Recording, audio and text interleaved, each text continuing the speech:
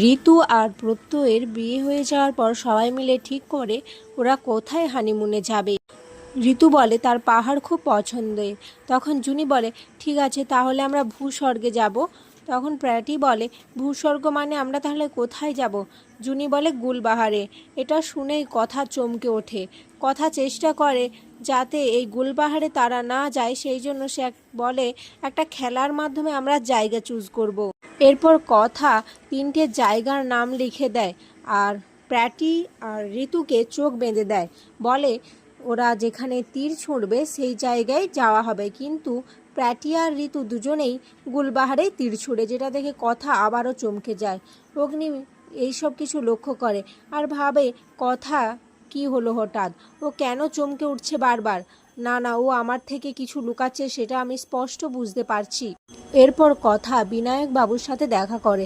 বিনায়ক বাবু কথাকে বলে কথা তুমি আমাদের সাথে গুলবাহারে যেতে হবে, কালকেই যেতে হবে। আর তোমার কোনো চিন্তা নেই, ওখানে সমস্ত সিকিউরিটি ভার আমার, তোমার কোনো ক্ষতি হবে না। আমাদের সাথে অনেক আর্মি যাবে, সাথে অনেক অস্ত্রশস্ত্র যাবে। ওখানে একজন লোকাল কবিরাজ রয়েছেন যিনি আমাদের জীবন ফুলের সন্ধান দিতে পারবেন। কথা বলে কিন্তু স্যার, আমাদের একটা সমস্যা হয়ে গেছে। আমার পরিবারের সবাই গুলবাহারে বেড়াতে যেতে চাইছে, এখন আমি কি করব? ওদেরকে ওই বিপদের মধ্যে আমি কিভাবে রেখে দেব?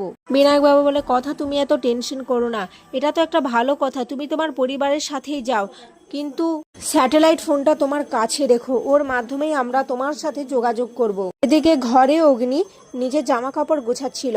তখনই জুনি আর অর্ণা আসে কথাকে খোঁজার জন্য। অগ্নি বলে কথা নেই বাড়িতে। জুনি আর অর্ণা বলে না, কথা বাড়িতে নেই। অগ্নি বলে দেখেছিস তো, ও বারবার সন্ধ্যের সময়ই বেরিয়ে যায় বাড়ি থেকে, কোথায় যায় কাউকে কিছু বলে না, ও আমাদের থেকে আবারও কিছু লুকোচ্ছে।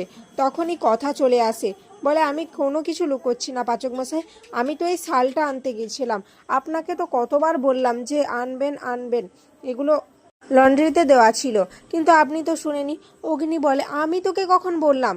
এরপর কথার অগ্নির একটু খুনসুটি শুরু হয়ে যায়। ছোটকা ওদেরকে থামিয়ে দেয়।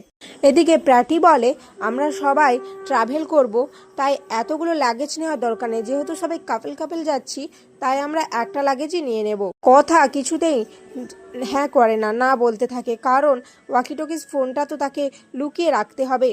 অগ্নি ব্যাপারটা বুঝতে পারে যে কথা কিছু নিয়ে যাওয়ার জন্য আলাদা ব্যাগের কথা বলছে, তাই সেও জোর গলায় বলে না, একটা ব্যাগ হলে যাবে, না হলে সে যাবে না। এরপর আর কি কথা রাজি হয়ে যায়। এরপর কথা লুকিয়ে ওয়াকিটকিস ফোনটা ব্যাগের তলায় রেখে দিলে এভি সেই মুহূর্তে ঘরে ঢুকে যায় আর দেখতে পায় কথা কিছু একটা লুকোচ্ছে, যেটা দেখে এভি কথাকে আরও সন্দেহ করে। আর এখানেই আজকের পর্ব শেষ হয়ে যায়।